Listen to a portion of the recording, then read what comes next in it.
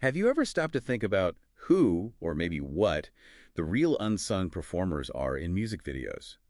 I mean, beyond the artists themselves. Yeah, those things that shape the whole vibe but kind of fly under the radar. Exactly. So today, we're doing a deep dive into something maybe a bit unexpected. The role of remote-controlled vehicles, RC vehicles, in music videos. Right.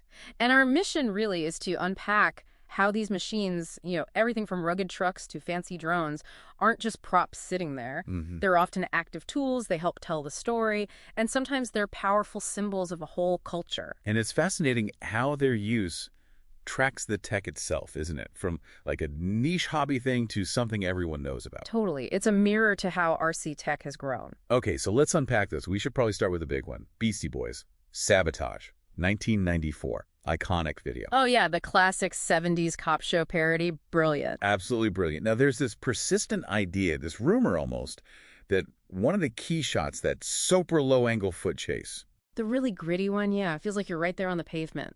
that one.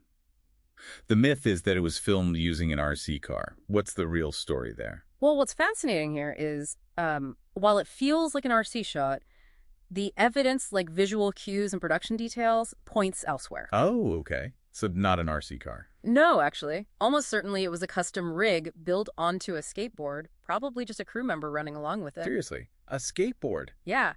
And that choice, it perfectly nails the whole guerrilla filmmaking vibe of that video. It was chaotic, low budget, probably shot without permits. That punk rock do-it-yourself aesthetic. Exactly. It wasn't about having the fanciest tech. It was about getting that raw, kinetic energy born out of necessity, really. It shows how sometimes the idea of the tech is as powerful as the tech itself. That makes so much sense. The spirit was there, even if the specific hardware wasn't. Okay, so that takes us forward a bit to the early 2000s. Pop-punk explosion. Sum 41, Fat Lip. Yes. Pure suburban energy, that video. Total chaos. And right in the middle of it, there's this bright red, like 110 scale monster truck just tearing things up. Right. And that truck, if we dig into it, it's definitely a Traxxas T-Max Classic, the first generation. T-Max, okay. And that wasn't just some toy, right? Oh, definitely not. This was a nitro-powered beast. Loud, messy, could hit speeds over 40 miles per hour. It absolutely adds to that feeling of anarchy in the video. The perfect little agent of chaos. Totally. It's like the mechanical id of that whole suburban rebellion thing they had going on.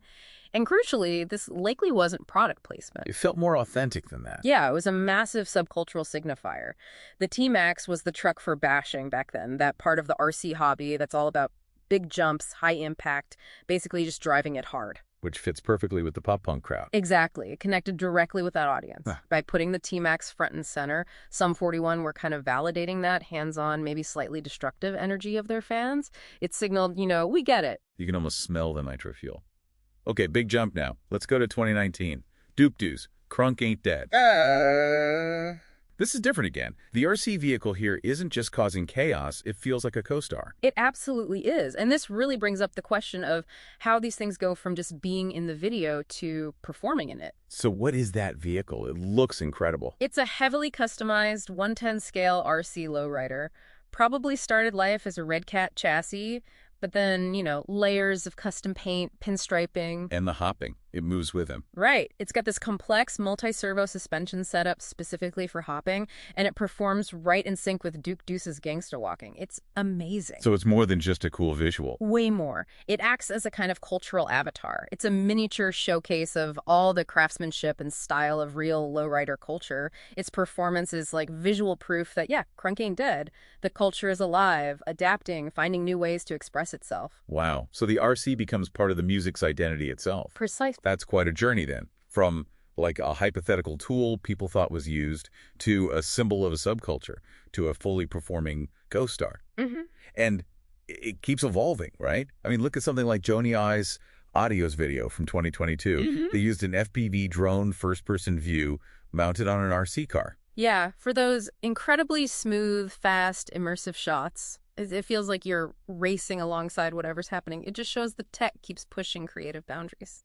So what's the big takeaway here? I think it's that putting an RC vehicle in a music video is never just a random choice. It's deliberate. It reflects the tech available, sure, but more than that, it taps into the energy, the attitude, the very soul of the music and its culture.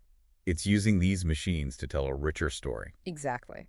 So a final thought for you to chew on. Mhm. As we see robotics get more sophisticated, Mhm. advanced ground vehicles, maybe even AI-piloted drums, Yeah. how are these unseen performers going to keep changing how stories get told on our screens? That's the fascinating question, isn't it? Where does it go next?